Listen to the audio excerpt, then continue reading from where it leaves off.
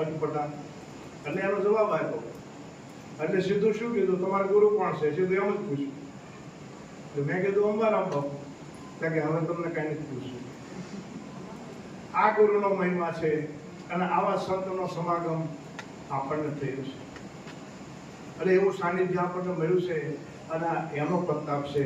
અને એ મહાપુરુષોની જે એનો જે તપ છે, એની જે મહેનત છે, એનો પુરુષાર્થ છે, એ મારા તમારા અંતસ્કરણની અંદર સ્પર્શ કરી ગયો છે. એટલે આ મહિમા એમ ચાલે છે. તો બાપુ એક વાણી બોલતા બહુ અને એના પર સત્સંગ કરતા, તો આપણે એના પર થોડો વિષય લઈએ બાપુના શબ્દો ઉપર. કાયા કંસન નગર સોહામણું,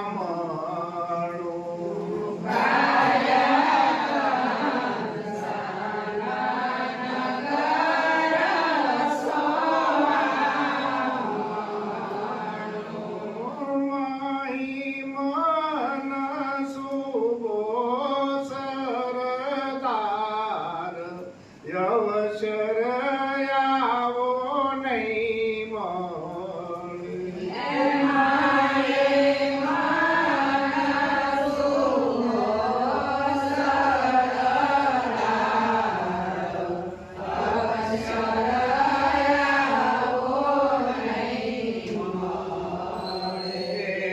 મનની સુરતા પુત્રી માં પરવીન છે.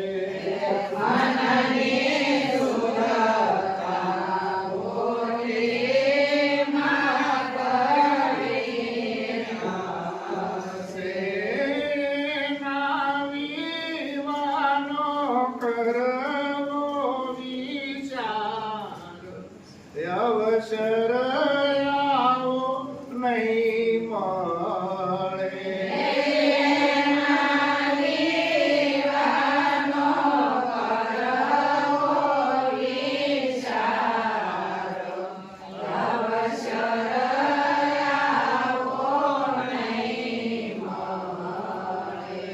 સદગુરુ કાયા કંસન નગર સુહામણ, માય મન શુભો સરદાર કે અવસર આવો નહીં મળે. એટલે આ શરીરની અંદર જે બગડ્યું છે, શું બગડ્યું છે? મન. અને સુધારવાનું કોને છે? મનને. એટલે વિરાટ બાપુ કહે છે કે મન સમજાવે તે તન મોટા, કીર્તા પદમાં હરિયા. નિરત નામ ગુરુ તરતારણીય ભવજળ હરિયા. એટલે કે આ કાયા કંસન નગર સોહામણું આ શરીર છે, એ મનુષ્ય શરીર મળ્યું છે, એ આ જીવાત્માને એ બહુ ભાગ્યશાળી છે. કારણ કે બડે ભાગ્ય મનુષ્ય તન પાવા, સુર દુર્લભ સદ ગ્રંથર ગાવા. તુલસીદાસજી મહારાજ કહે છે કે આ જીવાત્મા એટલો ભાગ્યશાળી છે કે જેને આ મનુષ્ય શરીર પ્રાપ્ત થયું છે. કારણ કે આ મોટામાં મોટો જો ભાગ્યશાળી હોય આ જીવાત્મા, અને જો એને આ મનુષ્ય શરીર મળ્યું છે ને, એ જ મોટું ભાગ્ય છે. બડે ભાગ્ય મનુષ્ય તન પાવા. હવે બોલો, તમે દુઃખી છો કે સુખી છો? આનાથી દાગીનો કોઈ ઉત્તમ મળે એવો કઈને લોકમાં નજર કરો. આ કોના શબ્દો છે? બાપુના શબ્દો છે. કે ત્રણેય લોકની અંદર તમે તપાસ કરો તો આ મનુષ્ય દેહ રૂપી દાગીનો જે મળ્યો છે આ જીવાત્માને, એના જેવો કોઈ આટલી બધી સગવડતા વાળો ખરો? એવો કોઈ સગવડતા વાળો નથી. એટલે બાપુ દ્રષ્ટાંત આપતા કે ગાડી હોય, ગાડી એની અંદર સેકન્ડ ક્લાસ, ફર્સ્ટ ક્લાસ અને થર્ડ ક્લાસ, આ ત્રણ ક્લાસો હોય છે. એ ત્રણ ક્લાસો હોય છે. એમાં સેકન્ડ અને થર્ડ એ પશુ પક્ષી આ બધી યોનિઓ એ ડબ્બા છે. અને એમાં જેને જેને સફર કરી છે ને એને ખબર છે. મેં તો બધા ક્લાસોમાં સફર કરી છે. એટલે જો હાવ લોકલ ડબ્બો સેકન્ડ હોય ને, એમાં તમે જાઓ ને એટલે પછી ટિકિટ તમારે લઈ લેવાની. ભલે ફાસ્ટની ટિકિટ લો એટલે એ તો ગાડી ટ્રેનમાં ફાસ્ટ આવી જાય તો ફાસ્ટ જ પગાડે તમને, પણ એ ટિકિટ લોકલ હોય. એટલે એ ટિકિટ લઈને તમે જો ને ડબ્બામાં ચડો ને એટલે તમારે પાણી ધક્કા મૂકીને મારીને અને ચડી જવાનું અંદર. પછી અંદર ચડી ગયા ને એટલે ઉપર પાસે પેલા સામાન મૂકવાનો હોય, એ પણ સીટ એવું જ હોય, જે નીચે હોય. એટલે પછી જો હેસે જગ્યા ન મળે ને એટલે બંદરની ગોળી ઠેકડો મારીને ત્યાં ચડી જવાનું.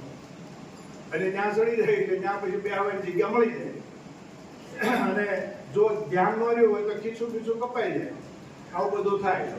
પછી ત્યાં અમુક લોકો ન બોલતા હોય, માધવન બાંધતા હોય, એવું બધું એમાં આવે. પછી એનાથી આગળનો બીજો ડબ્બો આવે.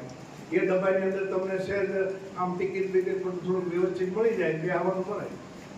પણ પેલો ડબ્બો જે ફર્સ્ટ ક્લાસ ડબ્બો છે ને, એ ફર્સ્ટ ક્લાસ ડબ્બાની અંદર એસી હોય. એસી હોય, પછી તમને ઓઢવા પાથરવાનું અને બધું મળે. અને પછી તમારે સૂઈ જવાનું. સૂઈ જાવ એટલે પછી ત્યાં તો ઓલો સાહેબ હોય ને એમ કે સાહેબ તમારે ક્યાં ઉતરવાનું છે? તો એમ કે ભાઈ મારે સુરત ઉતરવાનું છે. તો નવસારી સુધી ટ્રેન પહોંચે ને તરત તમને જગાડવા આવે કે હવે સુરત આવવાની તૈયારી છે, તમે ઉઠો. એટલે હા હા તમે આ શરીર કામ ન કરે એટલે હા હા હા વાંધો નહીં, સારું.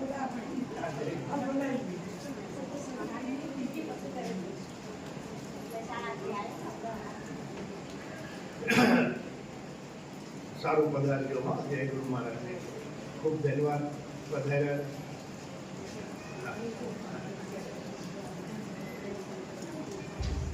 એટલે ચાલુ હોય એવું. જય ગુરુ.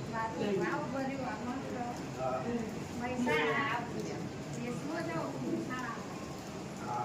2 જણા, 5 જણા, 10 જણા, 20 જણા. વર્ષમાં એક વખત આવો ને તો મને આનંદ થાય.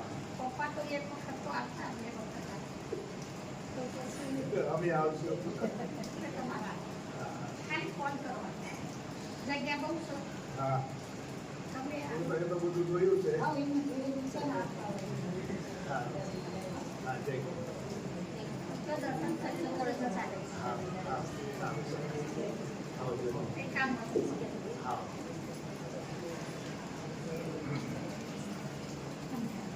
એટલે જે ફર્સ્ટ ક્લાસનો ડબ્બો હોય એમાં બધી સગવડતા મળે. અને પછી તમને પૂછવામાં પણ આવે કે તમે જમવામાં શું લેશો, પીવામાં શા લેશો, કોફી લેશો, જમવા માટે શું લેશો. આ બધું ફર્સ્ટ ક્લાસ ડબ્બામાં પૂછવામાં આવે. અને પેલા ડબ્બામાં પૂછવામાં આવતું નથી. એમાં મનુષ્ય શરીર જે મળ્યું છે ને એ ફર્સ્ટ ક્લાસ ડબ્બો છે. ફર્સ્ટ ક્લાસ ડબ્બો મળ્યો છે. એમાં તમારે જે સુવિધા જોવે બધી મળે છે. ખાવું, પીવું, હરવું, ફરવું, ઠંડી લાગે તો ઓઢવાનું, ગરમી લાગે તો પંખો ચાલુ કરવાનો, આવું બધી સગવડતા આ મનુષ્ય શરીરની અંદર મળી છે. એટલે કે દયાળદાસ મહારાજ એટલે કહે છે કે કાયા કંચન નગર સુહામણું. આ કાયા કંચન છે અને કંચનનો ઉપમા આપી છે. કાયા કંચન નગર સુહામણું. એટલે કે સુહામણું એટલે સારું છે, સુંદર છે. એટલે સુહામણાનો અર્થ થાય દેખાવડું નહીં, પણ એમાં બધી સગવડતા છે, બધી સુવિધા છે. અને બીજી બધી યોનિઓમાં સગવડતા નથી. હાલ જુઓ તમે, આટલો બધો વરસાદ પડે છે તો પક્ષીઓ બેઠા હોય ને તો એક ડાળી ઉપર બેઠા હોય, પાતળી એવી ડાળી ઉપર, અને એ ડાળી પકડીને ઊંઘતા હોય છે. એમાં વાવાઝોડું થાય. પછી રાતના જે આ ઘુવડ જેવા જે પક્ષીઓ છે, ભેરબ જેવા પક્ષીઓ છે, એ પક્ષીઓથી પણ એને સાવચેત રહેવું પડે. તમે જોજો સવારમાં ઉઠો ને ત્યાં કે રોડ ઉપર પક્ષીનું મારેલું પડ્યું છે પીછડા. અને એ બધું એવું કરે, આ ઘુવડ ને આ બધા હોય ને એ બધા એને મારે રાખી પકડી અને પછી રાતે એને ખાઈ જાય. આમ પીછડા પડ્યા રહે. એટલે આ બધી રાતે એ સૂવે છે તો પણ એને બધો ભય છે. અને તમારે મારે દરવાજો બંધ કર્યો એટલે જય ગુરુ મહારાજ. સવાર પડી ગયું ક્યારે ખબર રહેતી. કોઈ જાતનો ભય ખરો, કોઈ જાતની પરેશાની ખરી. એટલે આ ફર્સ્ટ ક્લાસ ડબ્બો આપ્યો છે. કોણે? પરમાત્માએ. આ પરમાત્માની કૃપાથી મળ્યો છે. પરમાત્માએ કૃપા કરી છે એટલે એ આ જીવના અનેક જન્મના પુણ્યનો ઉદય થયો છે એટલે પરમાત્માની અનુકંપા થઈ છે. અને એ કૃપા થઈ પણ જ્યાં સુધી માતા પિતાની કૃપા ના થાય ત્યાં સુધી આ દેહનો જન્મ કોઈ આપી શકે. એટલે માતા પિતાની કૃપાથી, માતા કૃપા અને પિતાની દયાથી આ મનુષ્ય શરીર મને તમને પ્રાપ્ત થયું. અને પછી કે ત્રીજી કૃપા જે છે એ ત્રીજી કૃપા છે કોની છે? સદગુરુ મહારાજ. આ સદગુરુની કૃપા છે. અને સદગુરુની કૃપાથી હું કોણ છું હરિ કેવા એસી દપતવાન આ સદગુરુ કો ઢૂંઢત ફિરે વાંકો મુમુક્ષ જાણ. એટલે કે સદગુરુ છે એ મને તમને બંધન કોને કેવું, મોક્ષ કોને કેવો, અને મારું તમારું જીવન એ કેવું હોવું જોઈએ અને કેવું જીવન અને શા માટે મળ્યું છે એની જે કિંમત જે સમજાવે છે એ સદગુરુ સમજાવે છે. એટલે આ ત્રણ કૃપા તો થઈ. કોની? એક પરમાત્માની કૃપા. આ મનુષ્ય શરીર પ્રાપ્ત કરવા માટે આ મનુષ્ય શરીર આપ્યું છે. અને એ મનુષ્ય શરીર પ્રાપ્ત કરવા માટેના માતા પિતા એને એ સાધન આપ્યું છે. અને એ માતા પિતાની પ્રાપ્તિ થઈ પછી સદગુરુ મળ્યા એટલે જીવન જીવવાની કળા શીખવાડી અને બંધન અને મોક્ષ કોને કેવો અને એનું જ્ઞાન મને તમને આપ્યું છે. અને આ ત્રણ કૃપા તો મારા તમારા ઉપર છે. પણ ચોથી કૃપા જો તમારા મારા ઉપર નહીં હોય તો કલ્યાણ કોઈ જે થવાનું. એ કોની કૃપા છે? તમારા પોતાની, તમારા પોતાના મનની કૃપા છે. એ મનની કૃપા જો નહીં થાય તો આ ત્રણ કૃપાનું કઈ આવે એવું. કારણ કે સદગુરુને શરણે ગયા પછી બોધ તો ઘણા પ્રાપ્ત કર્યો છે. પણ બોધ પ્રાપ્ત કર્યા પછી એને સમજી કોણ શક્યા છે? એનો અનુભવ કોણ કરી શક્યું છે? જેને પુરુષાર્થ કર્યો છે, જેનું મન સમજ્યું છે. અને એ મન જેનું સમજ્યું છે એને આ સદગુરુએ જે રાહ બતાવ્યો છે એ રાહ ઉપર પુરુષાર્થ કર્યો છે, મહેનત કરી છે અને એને આ અનુભવ છે. એટલે આ ત્રણ કૃપા છે એ તો શ્રેષ્ઠ, એ તો બહુ જન્મનું પેલું પુણ્ય ભેગું થાય ત્યારે ત્રણ કૃપા તો મળે જ છે, પ્રાપ્ત થાય. પણ ચોથી કૃપા જો તમારી નહીં થાય મનની, એટલે નિરાજ બાબુ કે આ મન સમજાવે તે નર મોટા છે, બીજો કોઈ મોટો નથી. આ જે મનને સમજાવીએ કે એ જ મોટા. સ્થિરતા પદમાં ઠર્યા, જેની મન સમજાવ્યું ને એનું કયા પદમાં ઠર્યું છે મન? સ્થિરતા પદ. હે અર્જુન તું સ્થિત પ્રજ્ઞ થા. સ્થિત પ્રજ્ઞ, એ સ્થિત પ્રજ્ઞતા સ્થિત કોને કહેવાય છે? કે રામચંદ્રજી ભગવાનને વનવાસ જ્યારે આપવાનો હજી વાત જ નહોતી, પણ રાજ્યાભિષેક કરવાનો હતો, આ વાત હતી. એટલે રામચંદ્રજીએ કીધું, કોણે? વશિષ્ઠ મહારાજ સદગુરુએ કીધું કે હે રામ તમે દર્ભની પથારી ઉપર સૂજો. રામજીએ કીધું કે શા માટે ગુરુદેવ? કે સવારમાં તમને રાજ્યાભિષેક કરવાનો. તો હર્ષ ના થયો. અને જ્યારે જે સમયે રાજ્યાભિષેક કરવાનો હતો એ સમયે જ્યારે વનવાસ આપવાનો થયો, રામજી તમને રાજ્યાભિષેક કરવાનો આ સમયે નથી, તમને આ સમયે વનનું રાજ આપવાનું છે. રામચંદ્રજી કે કઈ વાંધો નહીં. આ સ્થિત પ્રજ્ઞતા છે. અને એ સ્થિત પ્રજ્ઞતા જ્યારે ક્યારે આવશે મહારાજ તમારામાં? તો કે જ્યારે આ મન સમજશે ત્યારે. આ ત્રણ કૃપા તો છે જ, પણ ચોથી કૃપા જો તમારા મનની નહીં હોય અને એ મનની કૃપા પ્રાપ્ત કરવા માટે શું કરવું પડશે? એના માટે કયું સાધન છે? તો એના માટે સત્સંગ. સત્સંગ છે એ મોટું સાધન છે. અને એ સત્સંગ દ્વારા આ મનને હું તમે સમજાવી શકીએ છીએ. અને એ સત્સંગ પાછો કેવો? તો કે જીવન મુક્ત પુરુષ. જે જીવન મુક્ત પુરુષ છે એનો સત્સંગ જો મને તમને પ્રાપ્ત થાય આ મનને, તો આ મન સમજે એવું છે, નથી સમજે એવું. મન એટલું બધું અક્રૂર નથી કે તમારી લગામમાં ના આવે. એ મનને સમજાવવા માટે કેવળ ને કેવળ હોય તો સહજ ભાવે મારે તમારે પોતાના નિજ સ્વરૂપનો અનુભવ કરવો. હમણાં મહારાજ આપણે બાબુરાવજી મહારાજે કીધું કે દેહ ભાવ જયારે આવ્યો એટલે દ્વૈત ભાવ આવ્યો, અને દ્વૈત ભાવ આવ્યો એટલે જેટલા દુર્ગુણ છે એટલા આવી ગયા. અને અહીંયા બેઠા બેઠા અનુભવ કરો. આ તો હનુમાને આખું જગત ચાલે છે, નિરાંત નિશ્ચય કરીને કે છે. આ નિરાંતના મહાપુરુષો છે, આ નિરાંતના જે ભક્તો છે એ તો સ્વયં અનુભવ કરે છે. અનુમાન કા આશરા છોડ દે બાળતા કર સદગુરુ છે પ્રીત. અનુમાને ચાલવાનું નથી. હાલ બેઠા છો, હાલ અનુભવ કરો, દેહ ભાવ વિચાર કરો, અને પછી તરત જે સદગુરુની ભૂમિકા છે એ પકડો. તરત જ તમને હાલ અનુભવ થશે. હે અર્જુન તું સ્થિત પ્રજ્ઞ, સ્થિત પ્રજ્ઞ. કાયા કંસન નગર સુહામણું મય મન સુબો સરતા. આમ હે અર્જુન, આ 14 ઇન્દ્રિયો છે ને, એ 14 ઇન્દ્રિયોની અંદર મન છે એ બધી ઇન્દ્રિયોનો રાજા છે. આ પ્રત્યેક ઇન્દ્રિયોનો જે રાજા છે એ મન છે, અને એ મનના હુકમથી આ આખો દાગીનો આલ્યા કરે છે, બધી ક્રિયાઓ થયા કરે છે. એ મન છે, તો એ મન કેવું છે? એ મન બ્રહ્મ સ્વરૂપ છે. જેને મનને તમે કહો છો ને કે આવું છે કેવું છે, એ મન છે એ જ બ્રહ્મ છે, બીજું કોઈ છે. પણ ક્યારે એ ભૂમિકા પ્રાપ્ત થાય? એ મન છે એ જ બ્રહ્મ છે, અને એ બ્રહ્મ છે તો બ્રહ્મને તમે ક્યાં સુધી કર્યું? એટલે કે એમ બ્રહ્મ લટકા કરે બ્રહ્મ સાથે. કોણ કે નરસિંહ મહેતા કહે છે એ મન જ્યારે આ દેહ રૂપી દાગીનો છે એનો વિચાર કરે છે ત્યારે એને મન કહેવામાં આવે છે. અને એ જ મન જ્યારે બ્રહ્મનો વિચાર કરે છે, અને બ્રહ્માકાર, જેની વૃત્તિ અખંડ બ્રહ્માકાર દુર્લભ એવા, આ મન છે એ જ્યારે બ્રહ્મનો વિચાર કરે છે એટલે બ્રહ્મ સ્વરૂપ છે. બ્રહ્મ સ્વરૂપ થતું નથી. જુદું પડે તો બ્રહ્મ સ્વરૂપ થાય જ નહીં.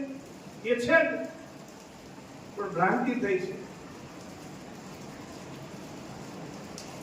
નથી ને ભ્રાંતિ થઈ છે. સસલા ને શીંગડા હોય, મૃગ જળમાં પાણી, તરત સીપે,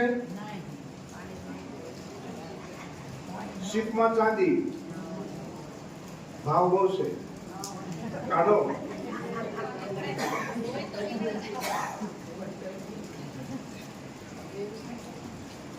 આ વસ્તુ છે પણ સત્ય ભાષે છે. એમાં મન છે ને એવી કોઈ વસ્તુ છે જ નહીં, પણ નથી એમ કહેવાય.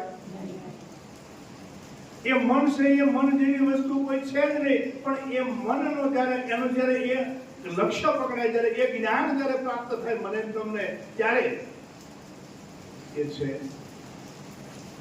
જીવ. જે બધા જીવ જીવ કહે છે, તો જીવ પણ ત્રણ કાળમાં નથી, પણ નથી એમ ન કહેવાય, છે. પણ ક્યારે આ બ્રહ્મ જ્ઞાનનો અનુભવ થાય ત્યારે એ ત્રણ કાળમાં છે. ગોતવા જાવ તો પતો લાગે એવો. અને માયા, માયા પણ છે નહીં, પણ નથી એમ કહેવાય નહીં. જ્યારે એનું જ્ઞાન થયું અને 80 મિનિટે જય ગુરુ મહારાજ. એટલે શાસ્ત્રો પણ કહે છે, આપણે અંબારામ બાપુ પણ વારંવાર કહેતા કે અનિર્વચનીય છે. અનિર્વચનીય છે એટલે કે એનો અજ્ઞાન કાળે હોવાપણું છે, અને જ્ઞાન કાળે જેનો પાર થાય. માયા છૂટે એવી, અને છોડવા ગયા છૂટે કોઈની તાકાત નથી. એને ઓળખવી, બસ ખાલી ઓળખી લેવાની છે. માયાને ઓળખી લેવાની છે, બાકી એનો યુઝ તો કરવો જ પડશે. માયાને છોડશો નહીં, એને છોડશો તો છૂટશે, પણ એનો યુઝ કરો વિવેકથી. વિવેકથી એનો યુઝ કરી લો. ક્યાં સુધી ભાગશો? ગો ગો સર જહાં લગમન જાય તહાં તક માયા જાની. એ તુલસીદાસજી મહારાજ કે જ્યાં સુધી તમારું મન જાય છે ત્યાં સુધી માયા છે ને મારે મુક્તિ જોઈએ છે. હજી છૂટા નથી, ત્યાં માયામાં છું. હું મુક્ત છું, એ પણ છૂટા નથી, ત્યાં માયામાં છું. પણ જે આકાશ ચિદાકાશ છે ત્યાં કોઈ વસ્તુ છે, એ સ્વરૂપ છે. અને એ આકાશ છે, અને એ આકાશ કેવું છે કે કોઈ લિપ્ત થતું. એ અવિનાશી પદ છે, અને એ અવિનાશી પદ રામ છે, એ કૃષ્ણ છે, એ માતાજી છે. પણ તમે સદગુરુ આવું બોલતા થાવ. આ સદગુરુની ભાષા છે. આ કોઈ જીવની ભાષા, આ કોઈ સંપ્રદાયની ભાષા, કોઈની ભાષા નથી. આ ભાષા છે એ સદગુરુની છે. અને એ મુખ તમને આપ્યું છે. આ ભાષા કોની છે? ગુરુમુખની છે. અને એ ગુરુમુખ ગુરુ મહારાજે કૃપા કરી છે. ગુરુ મહારાજે કૃપા, સદગુરુએ કૃપા કરી છે અને એ ગુરુમુખ તમને આપ્યું છે. અને એ ગુરુમુખથી આ જ ભાષા બોલાય, બીજી બોલાય. વાણી हमारी फिर गई है. આ એનું ઈ શરીર છે, એનું એ મન છે અને વાણી ફરી ગઈ છે. કેમ ફરી છે? ગુરુનું મુખ મળ્યું છે. ગુરુજી 7 મુખની બોલ્યા, ગુરુ મુખમાં મારી સુરતા. ખાલી બોલવાનું કે અનુભવ કરવાનો?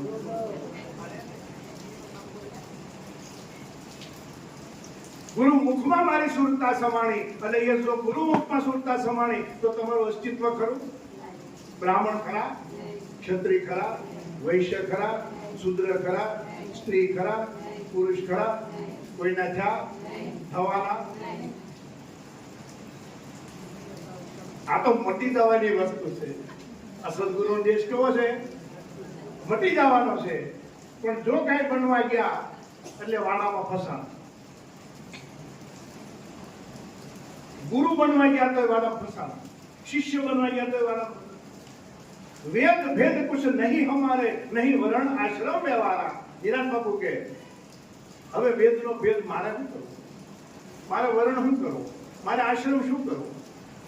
મારે સ્ત્રીપણું શું કરવું? મારે પુરુષપણું શું કરવું? મારે જ્ઞાનપણું શું કરવું?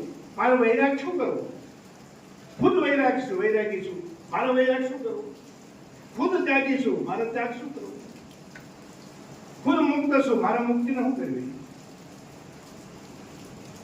આ તો રામ હમારા જાપ સપે, હમ ભયો વિશ્રામ। શું વાત છે આ બધી?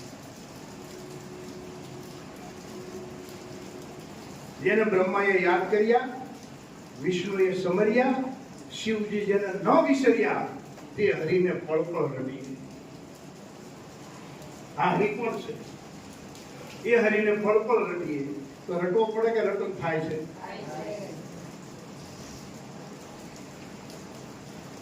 ભૂલો ખબર પડે તમને। એક વાર આમાંથી કોઈ ઉભા થઈને કહીજો મારા ભગવાનને બોલવા છે, ભૂલી બતાવો ખબર પડે।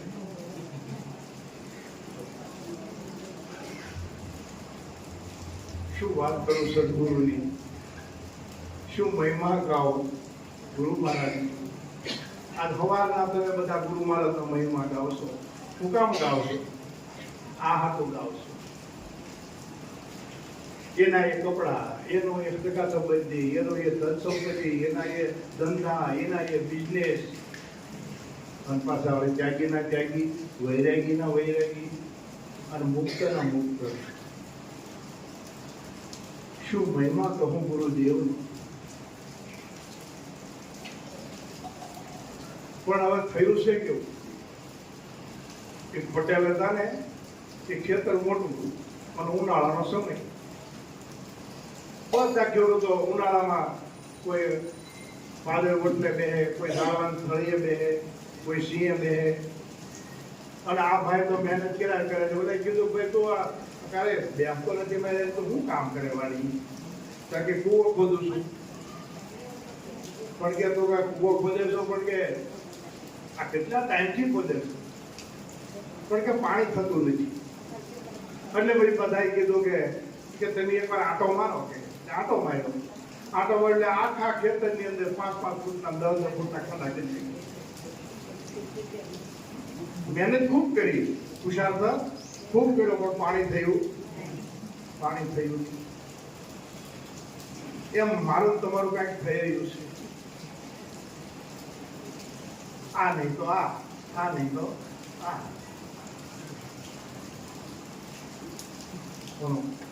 ઊંડો કૂવો ખોદવો તો આવે, નહીતર આવે।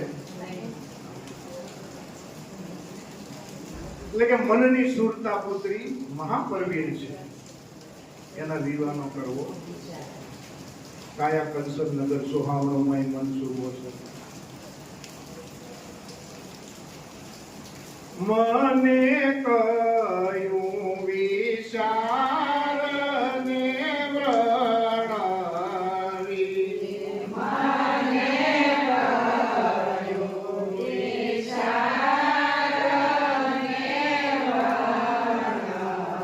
વર્ણવી સારા ઘરવાળા શોધીને લાવો અવસર આવો નહીં મળે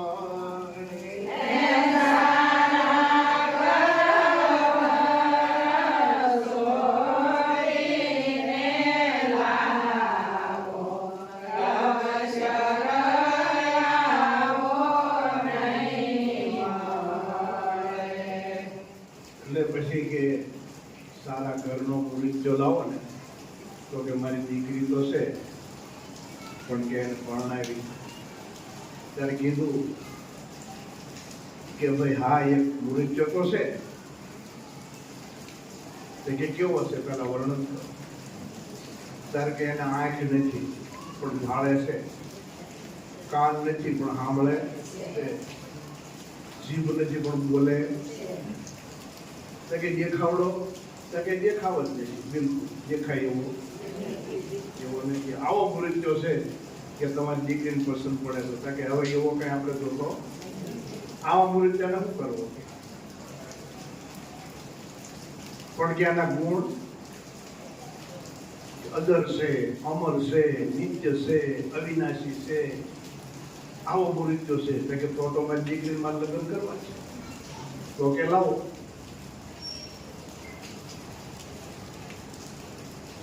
ભગવાન શિવજીના માટે પાર્વતીજીએ તપ કર્યું તપસ્યા કરી અને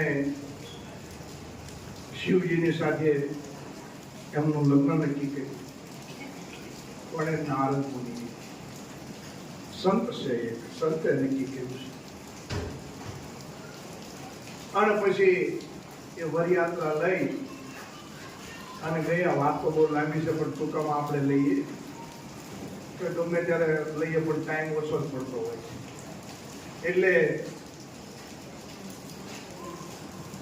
જાન આવી એમાં તો જાનૈયા બધા વિષ્ણુ બ્રહ્મા અને ઇન્દ્ર આવા બધા અને કોઈ ગરુડ ઉપર ને કોઈ આમ વિમાનમાં એટલે માતાજીના પાર્વતીજીના માતાજી સોનિયાજીને થયું કે આ જાનૈયા એટલા બધા છે દેખાવડા બધા તો રૂપવાળો છે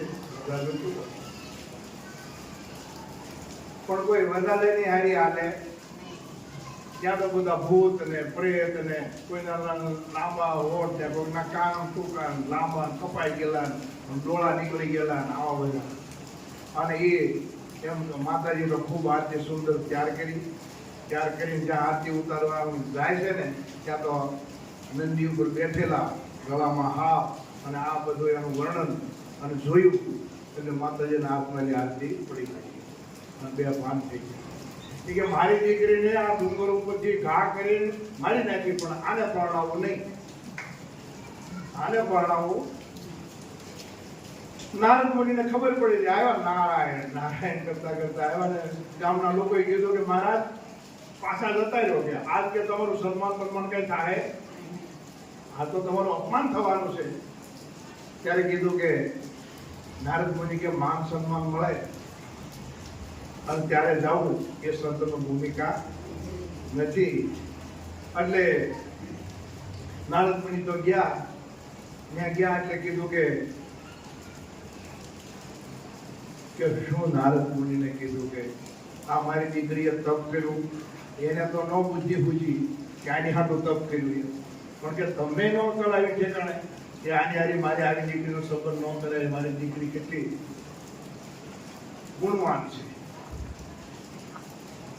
નારદ મુનિને તો ઉધરા લઈ લીધા. આપણે સમાજમાં એવું થાય છે વ્યવહાર કરાવવાનો પહેલા વ્યવહાર કરવાનો હોય દીકરા દીકરીનું બતાવજો કઈ વાંધો પડે તો એ નહીં કરાય એને એટલી ખબર ન પડે આવું ન કરાવાય આવું ન સિંધાય પછી આપણે દોષ નથી. પણ પછી તો બોર તો શું કરે ફેરા ફેરવી ઘર તો ચલાવી ન જાય પછી લેટ ગો તો આપણે કરવું પડે દીકરા દીકરીને લેટ ગો